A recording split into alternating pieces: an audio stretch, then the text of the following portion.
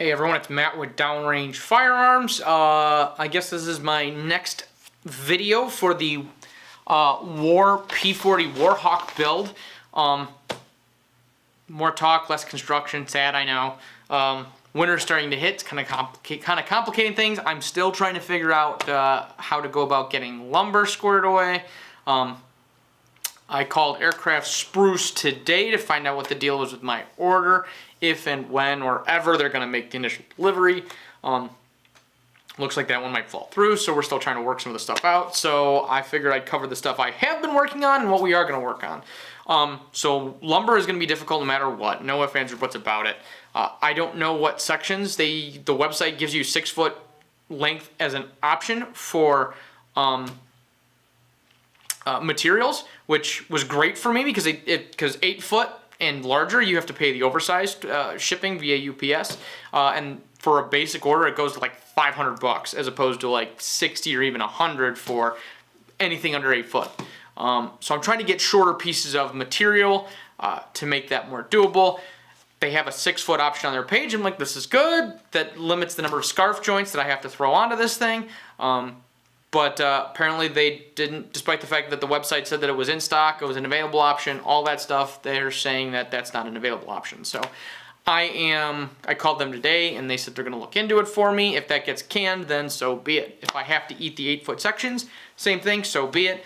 But I'm probably going to have to do a bigger order and do all of the big lumber because I need to do the spars as well, because I'm building those from scratch as well at the same time. So if I do have to go that route, I'm just going to buy everything at one jump. I didn't really want to spend that big a chunk right away, but dems to breaks. If that all falls through for now and I have to wait until spring to put an order in, and I might have to anyway, because if I don't find an epoxy that is low fume that I can do in our basement, I'm not super hopeful on that one. I'll probably have to wait until springtime when I can actually get into the garage, because right now the temperatures, it's a high of 60 right now. I'm using Pour 88, I think is the stuff that I have right now, which will technically set up to as low as 50 degrees, but we're getting below 50 degrees at night. So as I'd like this thing not to break apart and fall apart the first time we try to take it off the ground, I really want to get the right stuff in the right temperatures. So if I can get something that's low fumes that I can do in the basement to limited quantities, and I can probably start building the spars, but I'm probably not going to get to do anything with the fuselage because that will not fit in the basement, unfortunately. Spars are important though, so it would be worth getting started on the spars. But again, it's all about if I can get certain length material. Spars, I'd use 4 foot pieces and literally just put a scarf joint right through the center of the section on them, and then everything gets laminated together. But like I said, I'm still waiting on certain parts of this whole thing before we kind of move forward.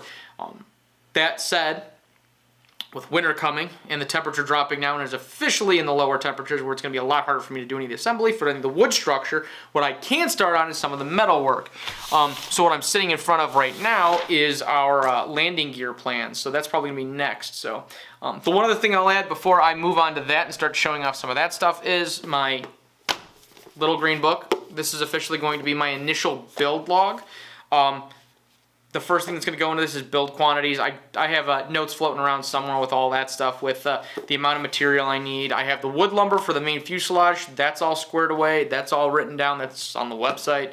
I've got the metal stuff put down on a sheet of paper, but I went out and picked up a log book today. So I'm going to put everything in one place so it's all accessible, easy to deal with, easy to reference going forward. So I'll have all my notes, theories, all that stuff will get thrown into this, and then what I'll probably end up doing long term is I'll probably end up getting a tablet, one of the bigger flip up tablets, maybe one even that, if I have one that even has a keyboard, that'd be even better.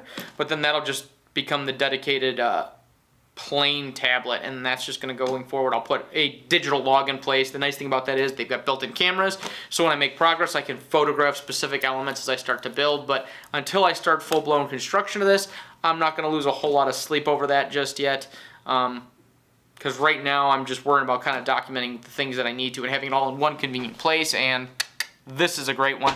I haven't started drawing on plans yet. I'll probably get pencils for that so I don't ink up my good drawings without the ability to erase them. But yeah, that's kind of where that's at. So I am going to do a quick cut right now, flip the camera around, and then I will kind of show you around the plans and what I've established. We literally me and Brad have spent a couple hours going through all this, trying to figure out everything is. Maybe you're a smarter person than I, so you're looking at this going, this is obvious how this all goes together. Well, good for you. I'm slower. For those of you who are like me that need the extra hand on this one, I will walk you through what we established with the assembly of this, how this is all going to go together, and kind of go from there. So now we're going to start looking at some plans. All right, starting from the top of this, let's talk about the trunnion. Trunnion starts right up here. The way this is going to be is just a couple of parts. You're going to have a vertical pipe. You're going to have these wraparound components here, and then you're going to have the actual bracket, and there's another weld-on spot. You can see part of that right over there. This is your side view. This is your front view. You can see the weld components that are thrown in there as well. Some of the cross pins. That's a grease zerk for this guy right here, so you can grease the actual mount. A lot of good information there. So some of the important things that you need to worry about with the trunnion. One, I have been reading the Warcorsair book. I think I've got it here floating around somewhere. If you've never seen it, it's worth looking over.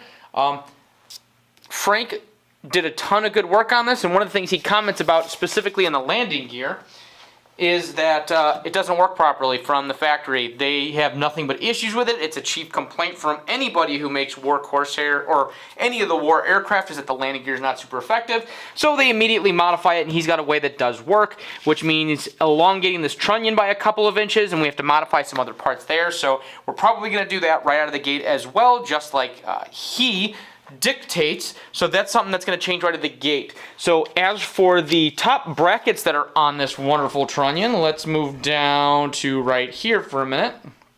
Perfect. And then we have these two brackets right here. These guys are kind of important. Let me see if I can move the camera just a smidgen so you can see what we're looking at here. Perfect. All right, cool. So the little bracket right up here, that guy right here, made out of a piece of flat stock, that we'll make two of. One will go here, one will go here once we fold the along those dotted lines on there. Same thing with this bracket right here. This is the external portion of that trunnion. So this guy right here is going to go on the outside, wrap around here, and then wrap around here. And this bracket is just a flat piece of flat stock.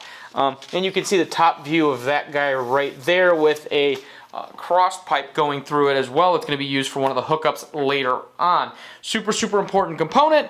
Like I said, we're going to elongate that slightly, so that'll actually come down to here-ish. I don't have the specific dimensions. That's in the book. I'm actually going to copy that stuff directly because it looks like the all of the war aircraft basically use identical landing gear setups. So I'm literally just going to copy and paste what Frank put in his book and then kind of apply that right out of the gate and then see how this goes. There's some other things that I'm probably going to change that I've seen from some other projects that are pretty neat, particularly Dino Don's Warcorsair. His landing gear setup, I'm probably going to take a lot of information out of his for sure. All right, now coming back over this way, right here. Yeah, right here. All right, so the next part of this project is the top shaft for the actual landing gear. This right here is a Boston miter gear setup. One of the other things they mentioned in the book is, because this calls for 360-degree full gear, so it goes all the way around.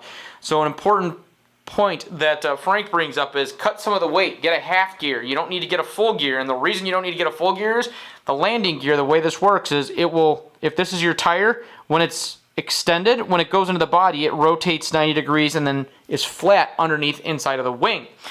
Well, it only rotates 90 degrees, so why do you need 360-degree gear? If you get 180-degree gears, they're half the weight, and again, ounces equals pounds, especially the more stuff that goes into this aircraft.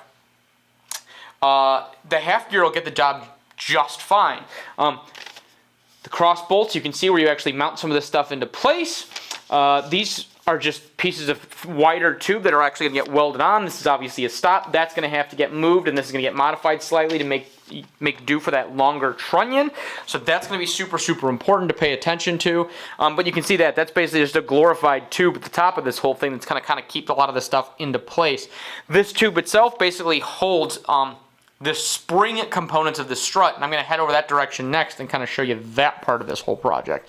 So, coming on over here, there we go. We are in that vicinity now. So, the spring gear portion. So we saw that last tube. This unit will fit inside of that tube.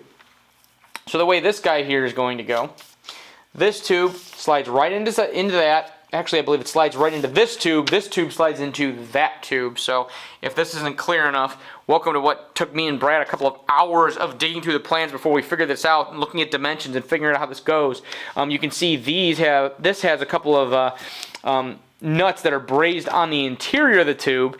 That tube will slide inside of this piece of the strut, bolt into place, and then this tube will go into that tube. If that wasn't confusing enough. So that spring right there has a ton of important information. We're going to build the spring captures, top and bottom. Two separate pieces of pipe that this all gets assembled with. You can see the down components right here. You can see that miter gear that's up on that component as well. Same one that we looked at on the other plan. It's just from a different view, from a different component. That tube goes into there when it actually gets assembled and put together. And then that all gets inserted into this guy right here, which is also that guy right there. So that guy and that guy are the same. And let me back the camera up slightly so you can see all those components. So this is the visible portion of the strut. You can see the actual stopper right there to make sure the thing doesn't overly compress and damage anything, but that's what the springs are there for as well. And then it's the actual physical axle, and you can see this is where the brake mechanism is going to be attached, the tires, all that good jazz for your vertical landing gear, because this landing gear is 100% operational. It'll actually fold up and all the good jazz that goes with that. On top of all that wonderful goodness, we have these components way up on the top. And this is just the various views on it. It starts out at a flat stock. You bend it along those dotted lines. And that's actually going to be the scissor mechanism. So those are going to be built with I think it's a 16th inch off on either side, so you can actually, or at least the mounts are going to be that are actually on the physical strut. And those will bolt together, and that'll be your collapsible, where's my hands? The collapsible scissor that's going to be on the mounted to the actual strut, the two components of the movable strut. And then on top of that, heading down a wee bit, there we go. Now you can see some of the actual structure that's going to hold it all together. So over here we have that bolt. It's a side view of that guy right there. And this whole structure, you can see that right there, that gear is the top of the actual strut that we're building, and this is the side mechanism that's actually going to go into the full framework that's going to go inside of the wing. As things sit, we can definitely build the struts for this. We cannot build the full mechanism, the full retract, because the actual larger assembly, that requires to have the wings basically assembled, or at least the spars built, mounted in the aircraft fuselage, and locked in place, and then the end caps in place, so that we know what the actual dimensions are going to be to kind of finish this with the truss assembly. The truss assembly is underneath that. That's a whole other complicated component of this, but until I get the fuselage and that done, the trusses we can't mess with. But there's plenty of metal work that we can mess with here with just the struts and the landing gear side, so we're going to start building all of that, because that is not dependent on the rest of the aircraft. And we can work on this during the winter, because there's plenty of time for that, plus all the wonderful things that go with that. So we'll be working on some of this, and as you see, if you keep tabs, as things kind of progress, you're going to see a lot more information with this stuff going on. So as we start getting materials squared away and together, we will start assembling this. You're going to get to see the wonderful process of watching me learn how to weld, and then we'll get all the documentation put together. We're going to have the demos for the FAA to take a hold of, and then we're going to let them obviously inspect the stuff as it gets completed as required. So hopefully this was an interesting video for you, and if you have any comments, suggestions, thoughts, anything, please throw them up in the comments. I try to respond to everything that comes my way. There's not a whole lot of viewers yet at this point, but as this grows, I want to do my best I can to kind of respond to everybody as best I can to get the best information out there. So if you have any questions, comments, concerns, gripes, please throw them up, because that's what this is all about.